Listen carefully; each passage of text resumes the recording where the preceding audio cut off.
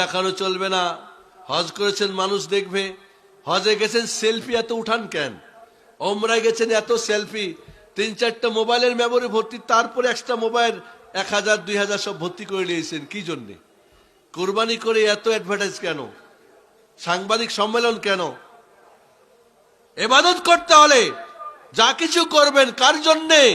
একমাত্র আল্লাহ সুবহানাহু ওয়া তাআলার জন্যে। লোক দেখানো চলবে না, লোক শোনানো চলবে না, আর দুনিয়ার কোনো স্বার্থ থাকবে না। তখনই ইবাদতটা কি করবে? চাকা জান্নাতের রাস্তায় চলবে, না হলে পাঞ্চার চলিবে না। ইখলাস বুঝে আসছে? ওয়ামা উমিরু ইল্লা লিয়াবুদুল্লাহ মুখলিসিন লাহুদ্দিন।